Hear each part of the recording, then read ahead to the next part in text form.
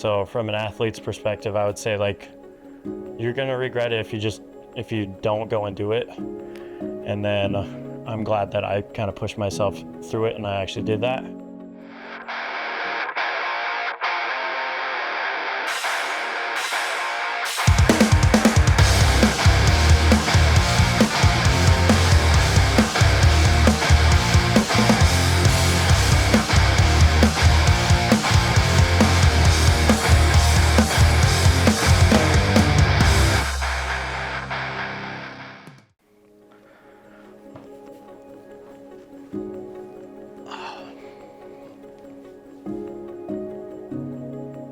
Hi, my name is Kyle, and I'm a powerlifting coach. I've been a trainer for 6 or 7 years. I've been training powerlifters for the past 3 years, and I've trained all kinds of different skill levels, from people that have had a stroke to powerlifters and high school athletes and even some college athletes. I started working at the gym in Clifton, which is pretty close, and everyone there is kind of doing it, and it's kind of a culture amongst quite a few of the trainers that work there, and obviously a lot of them became my friends, and so it kind of got me, the peer pressure got me into the sport.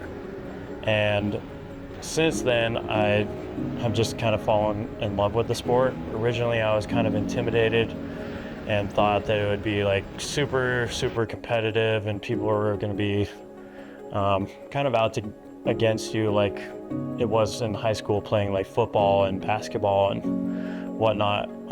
But I kind of relate to it more like a track meet, and I did track in high school, and I kind of feel like it's similar, where it's very encouraging and everyone kind of just cheers you on, and then you get to hang out with your friends in the meantime, in between each round, and just kind of have fun. So since then, I've just kind of grown to love the sport. So I'd say from an athlete's perspective, I haven't hit all the personal goals that I would like to hit. It seems that injury always plagues me when I'm prepping for a meet. So I mean, September of 2021, I competed, and I had tore my calf because I was coaching football at the time. I had literally tore it a week before the meet that I was prepping for. And I said, screw it, I'm still gonna go compete, and I'm gonna try to go 9 for 9. I didn't end up doing that. I ended up going 6 for 9 on the day, but I feel proud of myself that I had the grit to actually just still go and do it. So from an athlete's perspective, I would say you're gonna regret it if you don't go and do it. And then I'm glad that I kind of pushed myself through it and I actually did that. From a coach's perspective, I've had a couple of athletes that went to high school nationals, and unfortunately I didn't get to actually fly out there to North Carolina with them and actually coach them at the meet. But sitting from the couch and talking to them on the phone in between each round, and myself being just as nervous as I felt like they were, and then seeing them make top 10. One guy made 10th in the nation, and then the other girl I was coaching at the time made 4th in the nation. So from a coach's perspective, that gave me a lot of pride. So a typical day is going to be early morning until early afternoon, where I'm training people in person at the gym I work at. And then afternoon time, I spend some time dedicated to my online clients, and being a father and whatnot, all the stuff at home. And a typical training session is going to vary based on, I have a lot of different clients, and a lot of those clients have different abilities. So it could be a senior citizen who can barely do a TRX squat with a suspension trainer, and to a power lifter that's lifting 400 pounds. So, depending on what we're working on that day, it looks very different. For for a power lifter, for example, though, if we're working on our squats for the day, I try to lead with that. We warm up, some sort of dynamic warm up, and then we get into our session of squatting, and I try to critique them through technique, and then we'll kind of progress from there and kind of go through their accessory movements and whatnot afterwards. So each client I have hour sessions usually, so that's about how it goes, hour at a time. I've developed the ability to say no much more often than I used to. When I first started coaching, I was at the gym I work at for probably 12 hours a day. And usually that would look like I'm there from early morning until early afternoon coaching, and then I'd have to work out and eat, and then I'm there coaching in the afternoon until sometimes it could have been 9 o'clock at night when I was building my clientele. But now that I can be a little more selective with the people I take on, I've been a little more selective with the hours that I actually want to work, and I'm doing more so like a morning from like 6 or 7 until 1 or 2 in the afternoon, and I might have some afternoons here and there. Even if it means I have to work on a Saturday for a couple of hours, it's worth it to have those afternoons so I can spend time with my wife, my kids, and then just having time for friends and whatnot.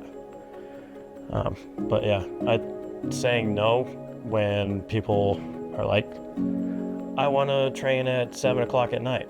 Yeah, no, I'm done doing that. So I would say there's a couple of things that really bug me when I'm coaching.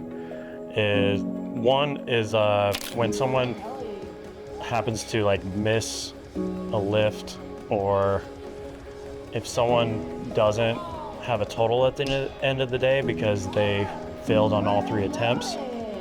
Me as a coach, I feel like that's on me and not on my athlete, because I'm the one that's selecting the weights, and I feel like I should be able to read what they're able to do that day. And then the second one would be dealing with injuries is always tough for my athletes to overcome those. And for me as a coach, it's hard to see like you're doing so well helping train this athlete, and then they are overcome with an injury, and then it's like a huge roadblock usually, and you have to overcome it, you have to reset, you have to start from ground zero and build it back up again, and it just takes time and a lot of patience, and I've kind of grown to accept it a little more now because it happens. Like, it's a sport, it's gonna happen, but those 2 things are kind of something I find challenging in powerlifting. With injuries, I feel like if they're not telling me that something is hurting and then it progresses and becomes worse, that bothers me a lot, because we could have addressed it sooner and probably saved ourselves a lot of time. At the meet, same type of thing. Like, they need to tell me how the weight is feeling that day, and if it's feeling heavy while we're warming up, then obviously I need to adjust and change the numbers. Otherwise, we're going to be shit out of luck when we go out on the platform itself. So just having that open line of communication with your athlete, and it's a relationship, so you have to be able to communicate with each other.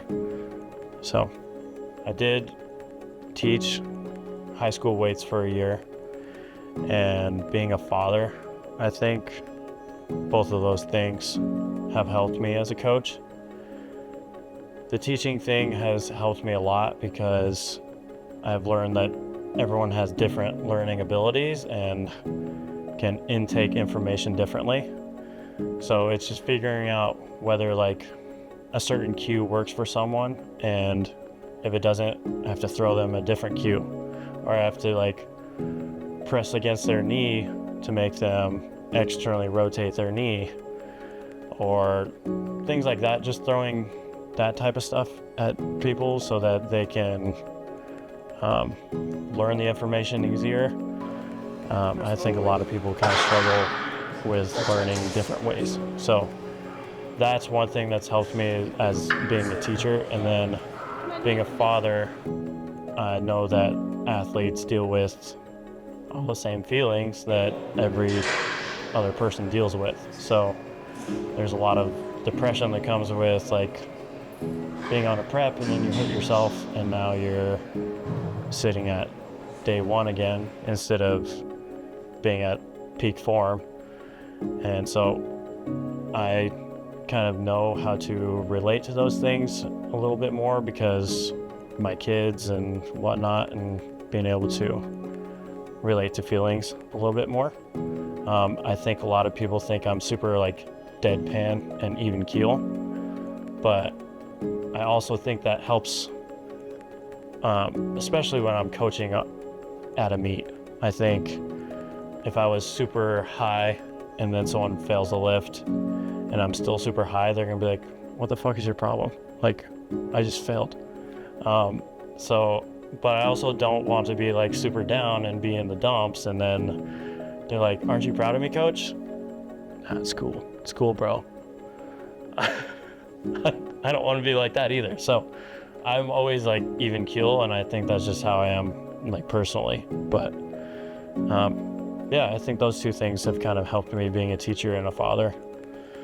I think it takes someone who really falls in love with the gym because you're going to be there a lot. And then I think it also takes someone who has a lot of like grit and determination. And there's like a certain thing within athletes that I've noticed through coaching football, through coaching powerlifting, is there's like a certain it factor that certain people have where they have zero fucks to give.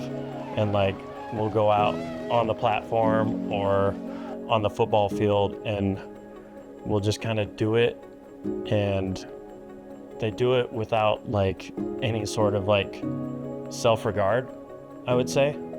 Like I've seen athletes lift a lot of weight and bash their head on a barbell and just like are super aggressive. Like there's something about just being super, super aggressive with the sport, I think applies to it, but also having a level of self-control and being able to gauge how much you should be doing, because like when you're training day in and day out, heavy weights, like there's a certain level of fatigue. And if you're someone who's balls to the wall all the time, then you're going to end up hurt, or you're going to end up being too sore, your joints are going to end up hurting. So having some sort of like self-control is also a big part of your training. But being able to execute on like a single and having that aggressiveness, I think that plays a big part of it as well. So as an athlete, I would say just do it. I've coached a lot of people, and I think a lot of people just get stuck with like I was intimidated to compete in my first meet because of all the things that were running through my mind. Just stop overthinking and just do it. It's a fun experience. And if anything, you just compete and you do a strength block for however so long before your meet, and then you get stronger and you compete and it feels good. So like just do it honestly, and then see if you still like the sport after you've done it. And then as a coach, I would say it takes a lot to like get to a point where you feel like you're super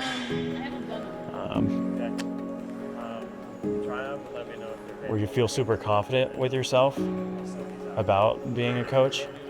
So I would say if you've been experienced in powerlifting, you honestly probably know more than 90% of the general population or most athletes. So along with that, I would say just do it and get your foot in the door. And I mean, the only way you're going to be able to get experience is from actually doing it. So go do it. And I would say I would start in like a commercial gym setting, because you'll be able to be surrounded by more people, and you'll be able to get that experience a little faster. Whereas like if you're trying to do the online thing, which everyone is trying to do, you're not going to be able to set yourself apart if you don't have the experience and you're not able to sell yourself as a product. So, yeah. Kill it. Slow. All right, my friend. Thank you. You're welcome.